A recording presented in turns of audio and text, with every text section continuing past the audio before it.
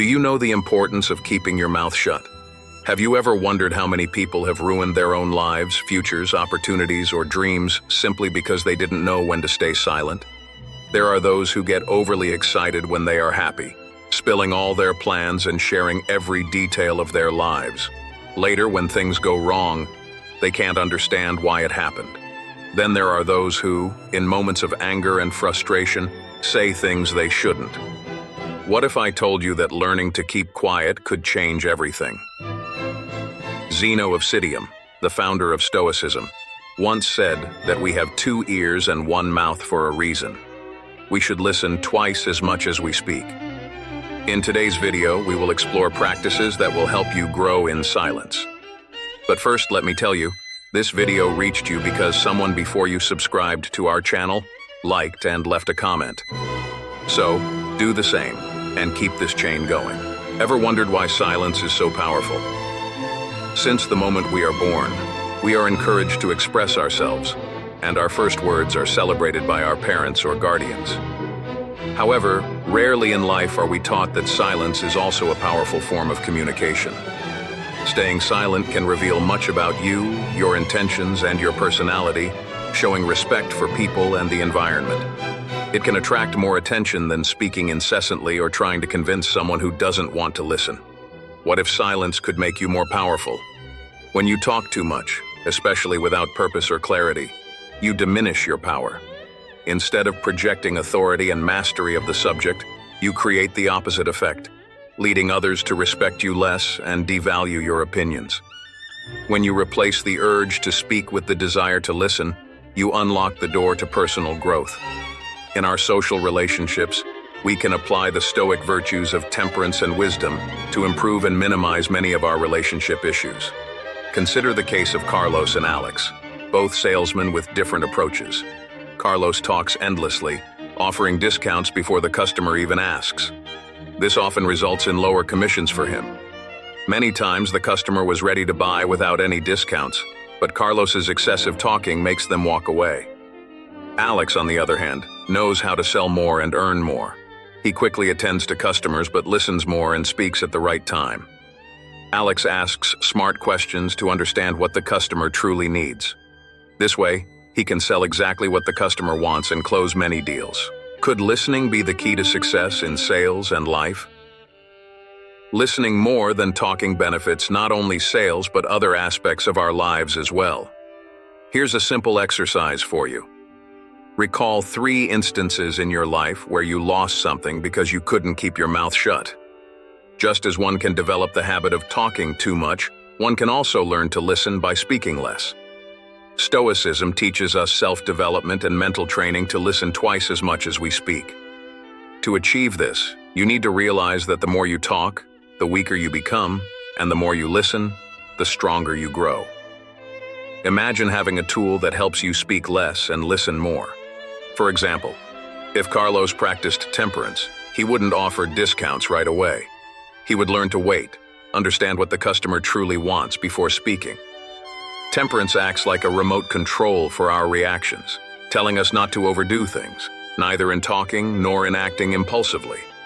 Wisdom, on the other hand, is like a map guiding us to the best course of action, helping us understand when and how to act or speak. Alex already follows this path. He listens to the customer, asks intelligent questions, and only then offers what the customer needs, using wisdom to understand the right moment to speak. What secrets could you uncover by simply listening more? An effective practice to help us speak less and embrace temperance and wisdom is anchoring. Anchoring is a powerful technique to create and reinforce mental associations between external stimuli and internal responses. For example, if someone is afraid of cockroaches, just hearing the word cockroach can terrify them. This is because they have created a feeling of horror associated with the word. The same applies to positive things, like chocolate. If you like it, just thinking about it might make your mouth water. Start by choosing an anchor, such as a wrist elastic or a reminder on your phone screen that says, "Speak less." Every time you see your phone or the elastic, you establish a connection between the anchor and a feeling of silence. This way, you train your brain to associate this stimulus with a state of calm and quiet. Repeat this several times to get the hang of it. Then, when you're in a conversation and feel the urge to talk too much, use your reminder. This will help you pause, breathe, and choose to listen instead of talking. How could a simple reminder transform your communication skills? Remember, silence is a powerful form of communication that can transform how you interact with others. By improving your listening skills, you may discover that speaking less gives your words more weight and impact when you do choose to use them. You'll be surprised at how much you can learn and truly connect with others by listening more. What can silence teach you about yourself and others? Don't reveal your plans. Sit here. Let me tell you about my project. Friend, I'm almost decided to start this and that. It's not 100% confirmed yet, but I'll share it with you anyway. Sharing your dreams and projects before making them a reality might seem like a way to seek support and motivation, but it can backfire. Psychologists have discovered that people who talk a lot about their plans before acting are often the ones who accomplish the least of what they had planned. People who announce their plans to start their own business, change habits, write a book, or get a new job often remain stuck in life without evolving or achieving anything they talked about. This is because when we share our goals, our brain releases a satisfaction hormone, making us feel as good as if we had actually accomplished them. This can reduce our motivation to truly pursue and make them happen. Could keeping your plans to yourself be the secret to achieving them? If you want to achieve your goals, keep them to yourself and focus on taking the first steps to make them a reality. Additionally, Marcus Aurelius, one of the most famous Roman emperors and Stoic philosophers, warned us that when we trust someone without knowing if they are trustworthy, the mistake of naivety is ours. Sometimes, when we share our plans, even unconsciously, people may sabotage us. They might criticize or discourage our ideas, underestimate our capabilities, or cruelly point out all our flaws, often leading us to doubt ourselves and easily swap our plans for others' negative opinions. Understand that you cannot grow anywhere in the world without being hated by those who remain stagnant. When you keep quiet, people don't know your next steps, and no one can sabotage what they don't know exists. Imagine a world where your dreams are protected by your silence. Seneca, a statesman and Stoic philosopher, wrote in his letters about the importance of carefully choosing whom to trust with your dreams. A true friend, according to him, is someone who sincerely cheers for your success and with whom you can share your plans without fear. However, not everyone, even those closest to us, are like that. This highlights the importance of not falling into the trap of naivety and learning to assess the character of those worthy of trust. It's wonderful to share when something good happens or when you achieve a dream, but it's necessary to understand whom and when you can do this. Your victories will speak for themselves when they are achieved, and then everyone will know. Therefore, choose to share your dreams only with those who genuinely support and encourage you to go further.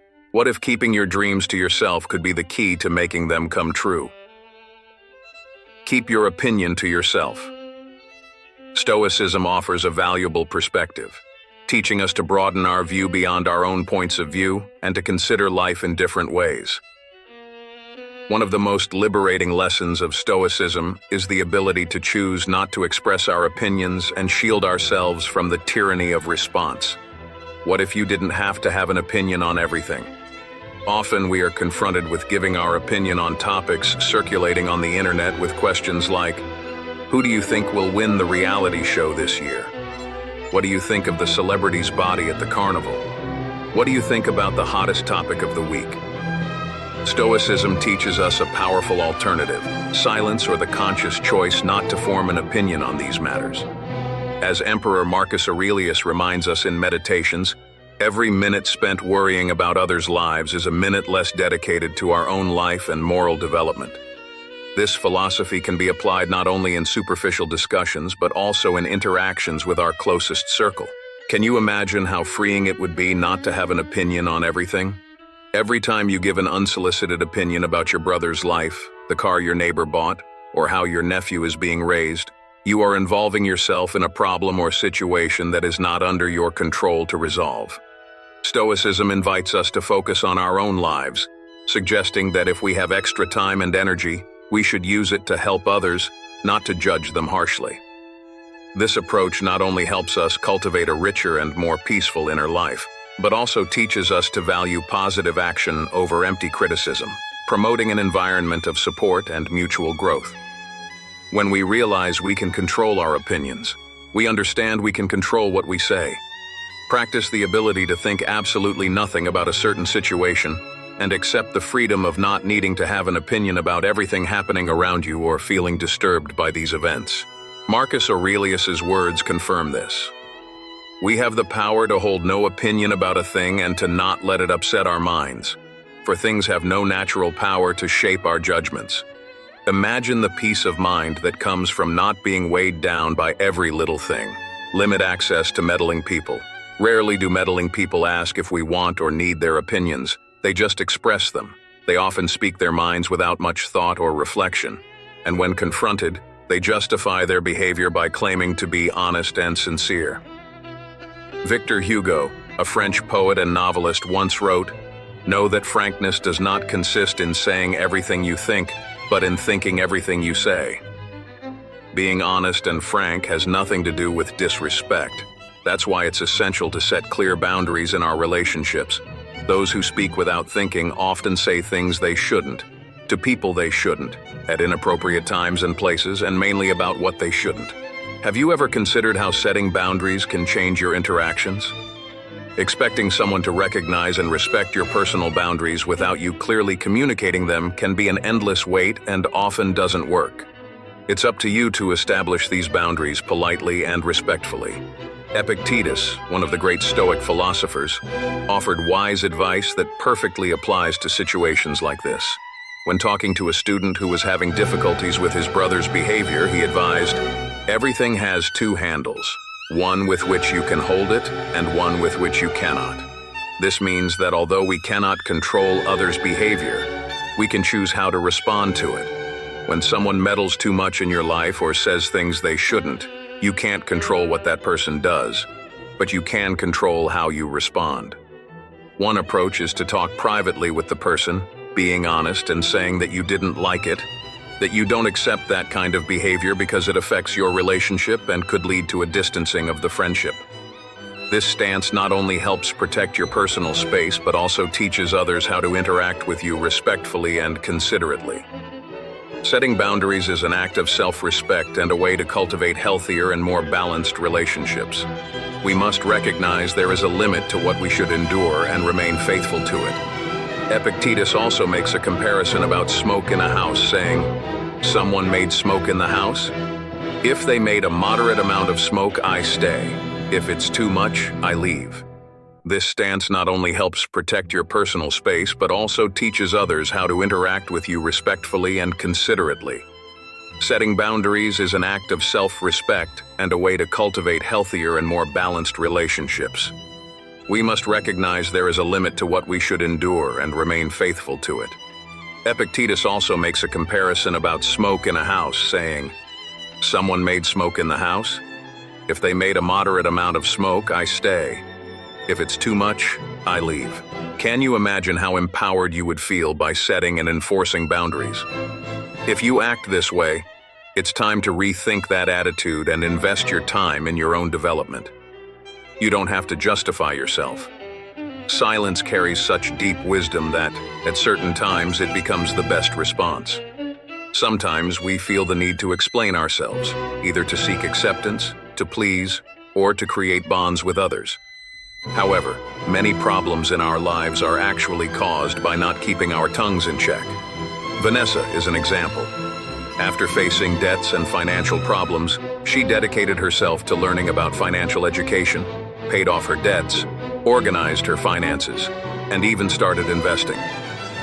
After a successful month-end, she shared her financial stability and debt-free status with colleagues, and things began to change for her. Over time, Vanessa noticed she was being left out of new projects. Her colleagues, assuming she was in a better financial situation, started directing opportunities meant for her to someone else. Talking too much caused Vanessa to lose several work opportunities, affecting her newly gained financial stability. Sometimes we want to show others how we are living and talk without restrictions about our financial lives, intimate couple life, or what happens behind closed doors. We want to expose to the world how well and happy we are, or the opposite, why we are sad and dissatisfied without considering the consequences. What if keeping your successes to yourself could actually lead to more opportunities? Epictetus said, "If you drink water, do not, for no reason, say that you drink water." This means we don't need to tell others everything we do. The idea is to live simply and truthfully without needing others' approval or recognition.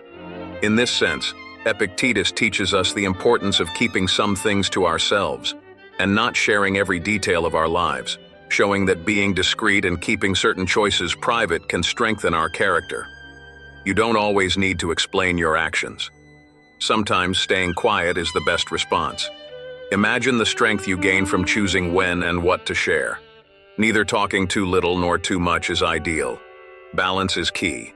Talking too little can close doors because people may think you are uninterested or disengaged. On the other hand, talking too much can make someone tiresome and even lead to unwanted situations, like in Vanessa's case. Therefore, finding the middle ground is essential. It's important to know when to speak and when to stay silent, balancing our desire to express ourselves with the wisdom to keep certain things to ourselves. This helps build healthy relationships and avoid unnecessary problems. How do you find the right balance between speaking and staying silent? Don't speak out of emotion. There is a lesser-known story about Plato where, faced with a situation that made him very angry, he realized he was too emotional to handle the problem fairly. So he asked his servant to resolve the issue. This moment shows that even a great philosopher like Plato understood the importance of controlling emotions to make correct decisions. If you don't control your silence, you will be a slave to your words. Some people, when feeling happy, talk too much and reveal plans that should be kept until they happen, or until nothing can go wrong. Or they make promises, giving their word on things they can't fulfill. Others talk too much when they are angry, and it's in these moments that most people can't control their tongues and end up saying hurtful things. Understand that once a word is said, it can't be taken back. Sometimes the wounds they cause are enormous. Even in an argument, if someone hurts you, it's better to leave the other side regretful than hurt. Expressing all your anger to hurt the other won't heal your wound. It will only make it deeper. When you keep quiet and stay silent, it's important to understand that this is a valuable moment to absorb information and organize your thoughts before responding. Some experiences and feelings are meant to be processed internally, not expressed impulsively. What if you could master the art of responding thoughtfully instead of reacting impulsively? Silence is a powerful tool. It gives you the space to absorb information, reflect, and organize your thoughts before expressing them. Staying silent allows you to think more clearly without the distractions of the internal noise that comes with the constant need to talk. By choosing silence in moments of strong emotion, you gain time to evaluate the situation calmly and respond more thoughtfully and effectively. Do I really want to hurt someone I love? Can I fulfill what I am committing to do? Emotions can be like a drug, affecting our ability to reason, whether in negative or positive moments. Without self-control, we go around completely altered by our emotions, giving in to all our emotional impulses. Practicing silence allows us to understand our own thoughts and emotions, leading to greater personal and spiritual growth. Growing in silence using Stoicism is a journey of self-improvement that teaches us the value of keeping quiet, listening more, and reflecting deeply before acting. I confess this is one of the most challenging Stoic practices for me, but the size of the challenge also represents the size of the benefit in our lives. I have lost many things in life simply because I didn't know when to keep quiet. That's why I sincerely hope that this video and Stoic knowledge bring this practice into your life. And if you've made it this far, comment. Gratitude. Now, to learn how to overcome 4 difficult situations in life, watch the video to your left. Thank you for watching. Thank you for joining us on this Stoic journey. Remember always, the power to shape our happiness lies in our own hands, and through the constant practice of virtue and understanding of the things within our control, we can find peace and fulfillment. Keep exploring the depths of Stoicism in your daily life. Before you go, Don't forget to leave a like, subscribe to the channel, and share this video with others who might benefit from Stoic wisdom. Until next time, may Stoic wisdom light your way.